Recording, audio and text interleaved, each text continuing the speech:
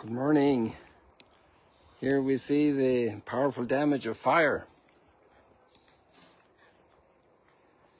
And there we see a receding level of water in the Sea of Galilee, and you haven't seen those patches before when we were here at Harassed.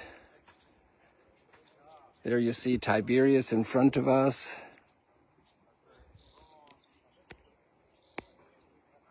Across from the northeast of the Sea of Galilee, or north of the Sea of Galilee, and Mount Arbel just north of there. And we see the destruction of fire. There was a terrible fire here 10 days ago, and there's some amazing phenomena as a result of the fire. Let me take you to meet some of the people. I'm not sure how much we'll do of the scriptures today, which are very beautiful, very important, very difficult. We have the jealousy inside family, envy, Moses and Aaron and Miriam. And they're not happy that Moses has the lead, even though he's a younger sibling. As Tim Gray pointed out today in his commentary, and pride often gets in the way of relationships. So here we are at this dig. We also have a storm in the sea in the Gospels, and there was quite the storm here when we do it right now, Matti. Nothing like the present moment. Okay. We'll do a minute. We just after walking into Matti Aviam. He is the great Galilean archaeologist who also was the first one to publish an article on Magdalene. If you just turn around, we get the sun in your face. Then we get a better picture here. So Matti is a great friend for many, many years. And Matti has a nice statement to make about the impact of the fire and what it has brought a good. In Ireland, we have an expression that there's no wind so bad that it doesn't bring some good to somebody. So it here caused a lot of destruction. We'll show them the wheelbarrows afterwards that got burned. Even wheelbarrows got burned. So Only the wheel. Only the wheel. So yeah, but the other place looks kind of charcoal. This is our burned container. Wow. Everything that was inside was burned down. And that was just equipment, that wasn't archaeology. All equipment. There was no archaeological finds there. Thanks be to God. And but then yesterday afternoon we took all our volunteers and archaeologists and went to survey the area which was on fire. It's a large area. Which was burned. It's burned down, and it's an opportunity that I don't think that ever any archaeologist surveyed this area. For everyone, the Beck's house was only this small plot. And therefore, we spent 2 hours walking in this burned area, coming out very, very smelly, like the potatoes from the fire, and black. But we discovered that all this area in north to the Beck's house has remains of houses that probably we're talking about the village of Bethsaida. So it's hard for me to believe that you see, you do your survey, your archaeological survey of the ground. I did one already with you with the graves down near Magdalene, just south of Magdalene. And you tell me, this is like, we just burned down this bush and now we found 2,000-year-old town, or more, a further extension of it. Like, how can you make that statement? First of all, you see remains of houses on the ground. There are cut stones. But they could be 200 years ago. Yes, they could be 200 years ago, but as we excavated 1 square in this area. We were there before, yeah. Area C. Yes. Yielded 30 centimeters below surface, yielded Roman houses only. Okay. No Ottoman, no Byzantine, no Crusader, only Roman. Okay. And also in the area that we surveyed yesterday, there were some areas that were clean with no vegetation, so you can pick up some pottery. All pottery were Roman. So all the pottery you discovered yesterday are Roman periods. So that matches what you also dug up in Area C 5 years ago. That's for us as archaeologists the way to. So then let's understand the area. Okay, so let's make a conclusion then. What understanding do you have of Bethsaida of the Roman period, even just because of the pottery you saw over in this region here that was burned down? Well, that's an important contribution, because before that I could only suggest that the village is not only this small area that we are digging, but much larger. Now I can prove it. Okay. You see the built area stretching for about an area of not those 13, 14 acres. I don't know, we have to measure it now after we took some photos. And as I can declare easily that it's all from the Roman period, even if there were some huts in the 19th century, it's all Roman according to the pottery and the checks we did at Area C.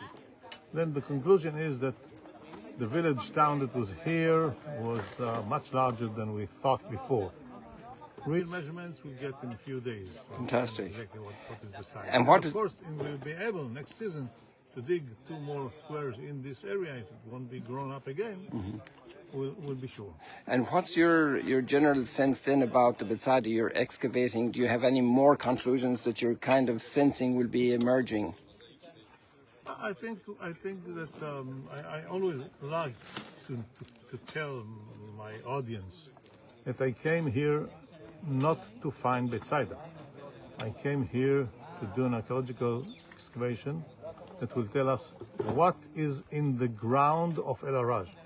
That's a completely different approach. Fantastic. Don't come with don't throw the arrow and you make circles around it. Okay, I came here to check what's at Bethsaida, what at El Araj. We dug, we found Byzantine church, we found an inscription speaking about Peter. Below it we have Roman period. It's on the lake, it's a Jewish village. This is a much better candidate to be Bethsaida rather than Etel. That's a conclusion. Okay. Now we added to it a little bit the size of the site. Excellent. Thank you, Marty. Thank you.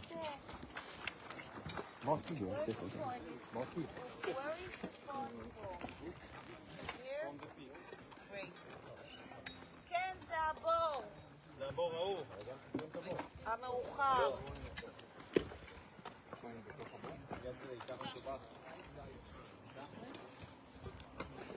All the work of the archaeologists. Morning. Good morning. Achia, do you have a minute or you're busy? Yeah, let's go. So Achia he's in a certain sense, I don't know, is it proper or disrespectful to say you're the successor of Mati in responsibility for the dig here? I'm the field archaeologist. You're the field archaeologist.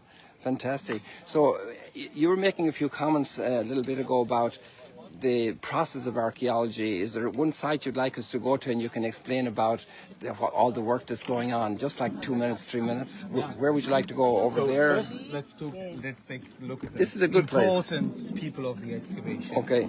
Ayelet and Shoshim Ofer, who Okay. take care of all the registration, because archaeology is about dismantling the site, right? Okay. To pieces. We collect the coins, the pottery, whatever. We document walls, the floors, and sometimes we have to put it all together, understand what's happening here. So this is the documentation. So this is very, very important. Lots of lists and plans and stuff like that.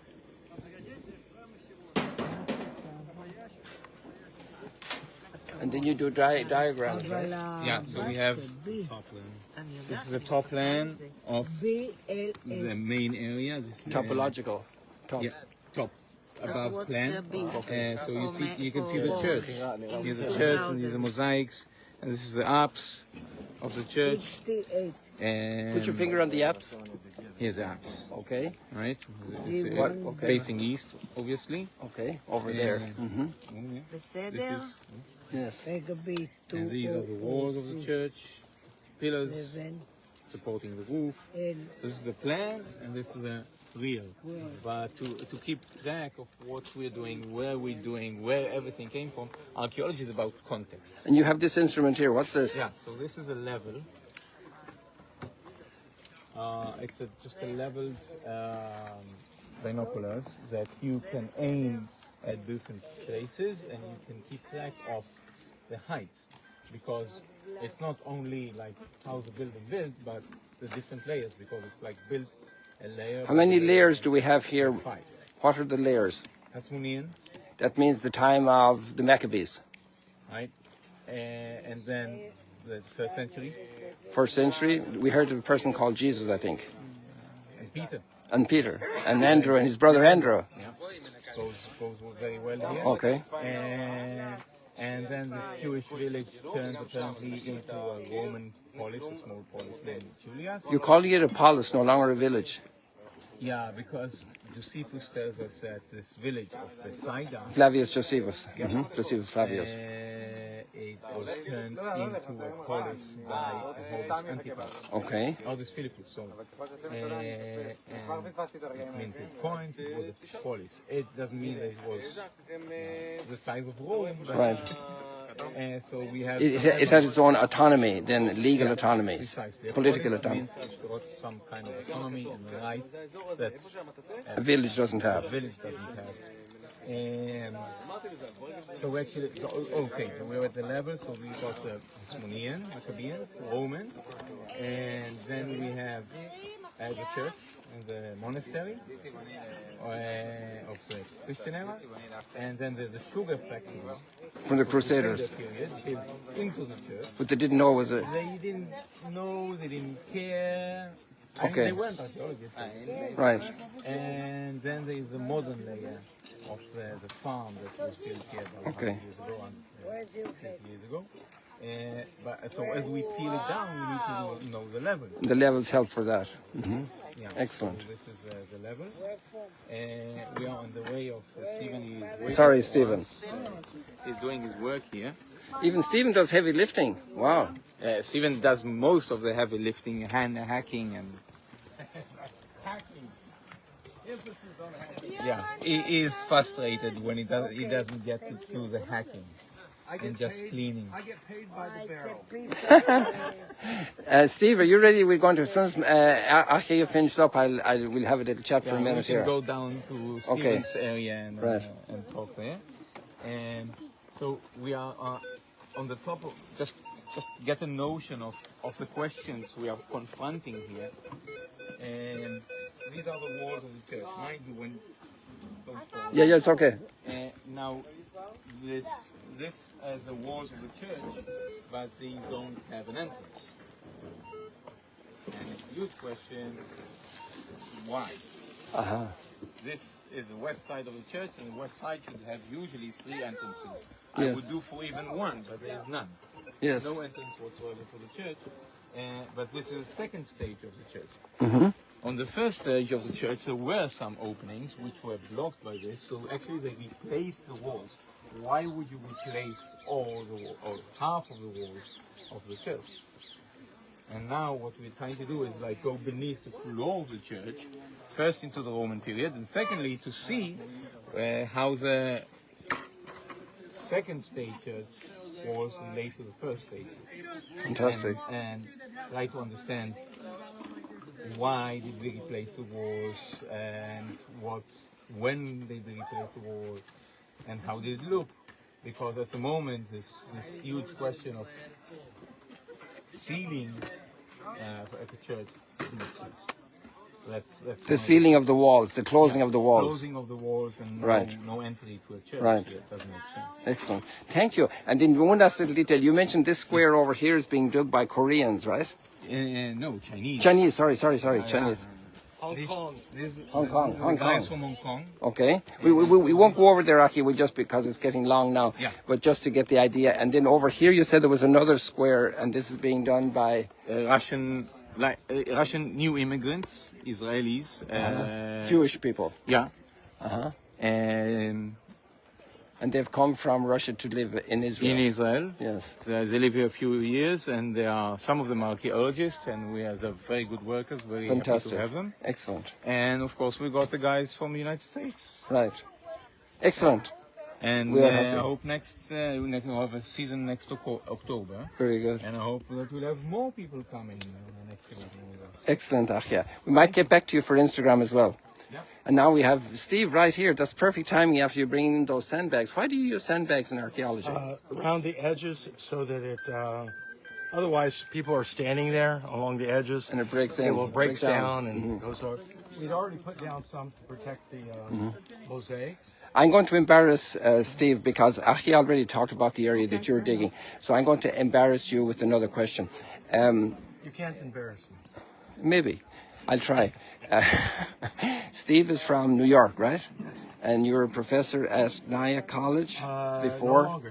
No longer. I understand that, yeah. I'm working at a small college called Pillar College In Newark. Newark, New Jersey. Okay. And I'm the Dean of Religious Studies. I oversee a dual-track program, one for evangelical Christians, the other track for Orthodox Jews Wow. who are studying, and they needed somebody who could, in a sense, straddle both worlds and oversee both from an academic standpoint, language standpoint, because a lot of the work done by the Jewish students is done in Hebrew. Right. So that's where my 16 years in the country pays off a bit in terms of trying to help them. So Right. I work there, but they allow me time to come. I told them that digging was a priority here. Right. We need to finish this project. Right. So Fantastic. Steve, there's so many things we'd like to talk about, but the live stream we need to finish pretty soon. Sure. I think what the embarrassing thing is to say to you and all, to just say that you're the one who identified this site as a possible Bethsaida for years. How did you get to that conclusion? Well, first of all, already, I always have to say, already in the 19th century, this was being suggested as one of three possible sites. So, Okay. it wasn't first, and there were others in the 20th century as well who kept saying this is a likely site because of its location in the lake. For me, But did they know there was archaeology here? Like, did they know? there was no archaeology here. on the Okay. site. So why are they suggesting this was a site? I'm a historical geographer. Okay. Which is different from archaeology, and it's a multidisciplinary approach that takes the ancient texts, the witnesses, including the Bible, but in our period, Josephus, other writers, early rabbinic writings who describe the village, and the site identification in terms of historical geography. First is that it fits the general location that's described. The other site, I felt like it was too far away from the lake to be a fishing village. This was a more likely site. We had surface finds that indicated that there might be something possibly here. And when we... Like, for example, now Mati just talked about the Roman pottery that we found because of the fire. Now, when we came in 2014, did a preliminary, what they call a shovel survey, where it goes in 30 centimeters, then you sift it and you bring out the pottery, and then you analyze it. The archaeologists analyze it in terms of dating, and from that pottery, we were able to determine that there was Hellenistic, late Hellenistic, Roman, Byzantine, some early Islamic, and then Crusader presence, which fit the historical record. So that's how, again, I think the archaeology and the history work together. Moti and I have a great team. In fact, this church, no one knew this church was here, but we knew there were some Byzantine structures. And in the early seasons, we found the gold gilded glass tessera. And Moti came to me and says, these only go to an ornate church. What church is it? So I said, let me go look and find out. I started looking through the pilgrimages and found Willibald here in the 8th century talking about a basilica built over the house of Peter and Andrew. And so I said, this is the house of Willibald, or the church of Willibald. And he wrote to some others who said, no, Willibald was confused. He was saying Capernaum. He really meant Capernaum, even though he said Bethsaida. I said, but you have the evidence in your hands. You have the solid evidence. And so that's how history and archaeology sort of work together here, and we continue, and we continue to try to tease out how, when we have a historical witness to something, then we want to see how does that play out in terms of the archaeological remains. So we're again, we have the church. There's no question now that we have this Byzantine period church. But for us, the question also is what's underneath the church, which is, again, we have 2 probes already. Most people are familiar with the fact that we dug under the apse and found a 1st century house. Because I told Moti, I said the apse is the most Sacred part. sacred part of a church, and if this church is known as built of the house of Peter, we should be Can we see finding. the mosaic for a second? Sure. Which mosaic? The one with the inscription. We have this one. That's the bishop's. Okay. The bishop's inscription. Over here, it's covered up. Okay, well, let's see the bishop's one then, just so the people have a last taste, because we need to wrap up the time. Sorry, No problem. talking too much. That's what happens when you embarrass me. No, this is great.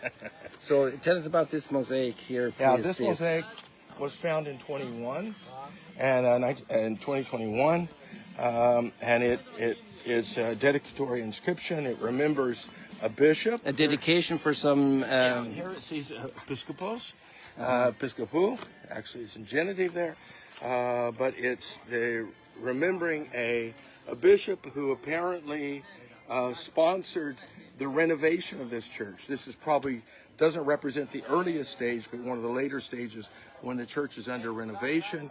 And bishop, we're not sure whether it's the bishop of Hippos, Tiberius, but he sponsors the rebuilding here, and his name or this is dedicates him. Unfortunately, it broke off when the Crusaders came along. They didn't really take account of what was here before, and so they broke the inscription. So we don't know his name. We don't know the date. Stephen, thank you so much for all this information. Isn't it great to... Well, what does it feel like, you as a Christian man, to be here, probably standing right on top of the house of Peter and Andrew? You know, it's I would say, first of all, it's a pleasant surprise, because we didn't expect all of this. But this is sort of, for me, it's a culmination of a career of trying to see how scripture and land come together. And this, I can think of few places that are better. We have a Jewish village that then becomes a Christian sacred place. And so you find the integration of peoples, of faiths in the country.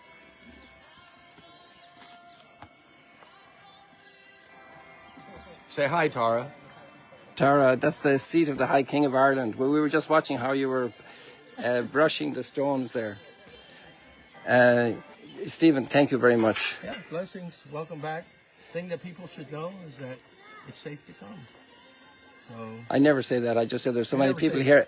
I'm saying everybody. There's so many people here having everybody's such. welcome. No, everybody. No, there's so many people here that are having a great time and being very blessed. And there's And there's other places. well, I mean, we don't go there. No, but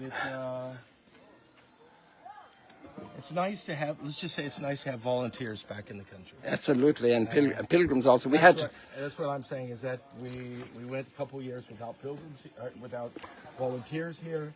They're pilgrims, but they're pilgrims with a shovel. Exactly. All right, Stephen, thank you so much. So people, this was an amazing morning here at Bethsaida. This is the apse here, and very probably over the house of Andrew and Peter. And we had the storm on the sea, and they were involved in that story that we're reading in the gospel today. And now you're standing at their house. Thank you for being here. God bless you.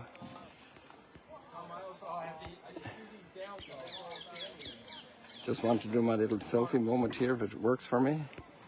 It's not responding. Oh, there we go. God bless you. See you later, alligators.